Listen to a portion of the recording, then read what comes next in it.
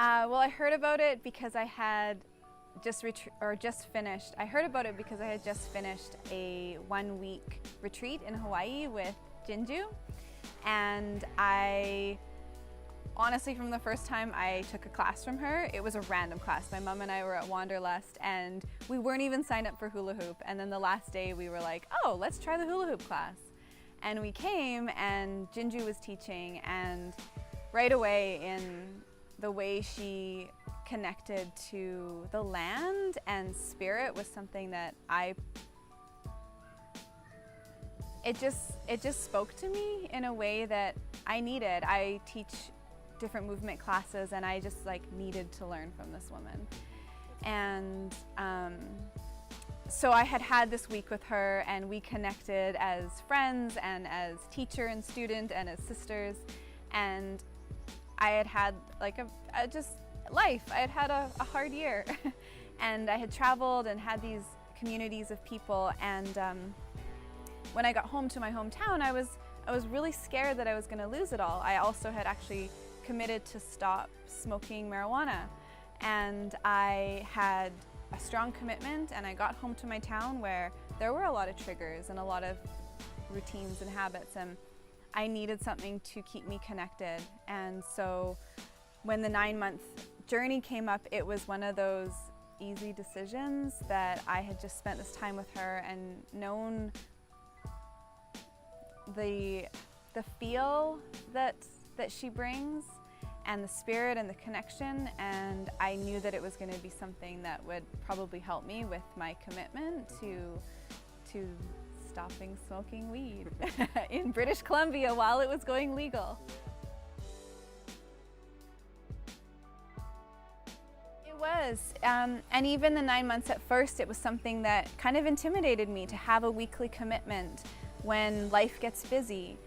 So I actually had doubts until probably the first couple of weeks in, where I also had started teaching. I teach yoga and dance and movement, and that was new again. I had taken a break for 7 years, and so each week when the session happened, and looking at the cost, I had broken it down going, wow, this is pricey every session. But each week, hearing the stories and doing the homework and then having this fuel for my own class and my own commitments that I had made to myself, right away it was a no-brainer. I knew I had signed up, and I felt very sure about the money I was spending. Yeah. Even though, yeah, it was a commitment to the money and the time.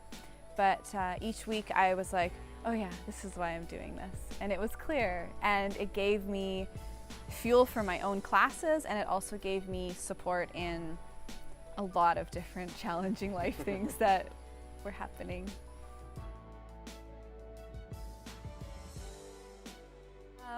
Oh, there's so many. I was hoping to stay connected to a feeling that I had experienced while I was traveling and while I was in really beautiful communities in person with people.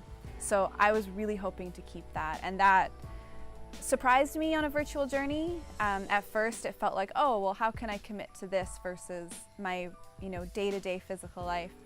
So that connection stayed, and then moving into when we actually met each other in person at this last retreat here in Bali, it was like sisters coming together. So that's what I was seeking, was that connection with people that I felt like I had a deep resonance with. And yeah, that was clear. Well, for me, I am a good student. I like to do an assignment when it's given to me, and so I tried to do them all. And yeah, each one was a chance to actually answer questions, and having people to show up and actually answer the questions too.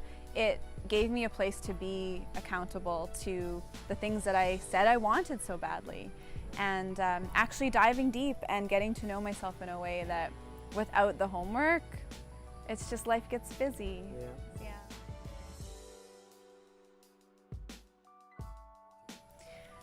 Yeah. You can't distill it into one, but what comes into my mind right now was a true commitment to my language and the power of language and the words that I choose to speak with, and also the neuroscience that we learn throughout the journey.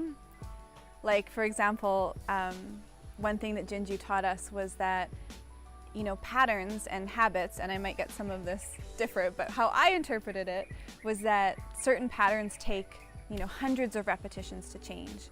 And when I first heard this, it felt a little bit intimidating until I realized when I was slipping into old habits that I didn't want to be in anymore, that like, oh yeah, I just have to keep going. I just have to keep doing the pattern that I want and speaking the language that I want to see happen.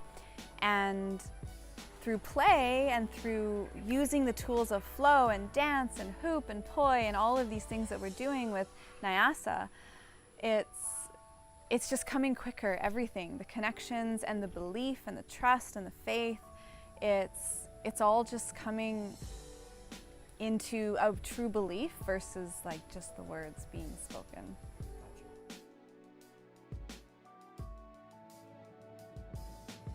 Well, for me, it was really just a huge desire to keep connecting to people that felt like had a similar purpose, a similar vibe, that felt like my tribe.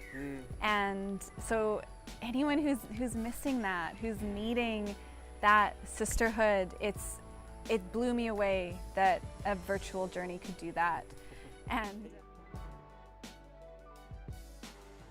oh, never in person, and they're so powerful in person, and it was so powerful online. And I don't know if they all are, but this one with Jinju and this group of women and coaches that are involved, the luminaries, yeah, each week was just like a spark of inspiration again.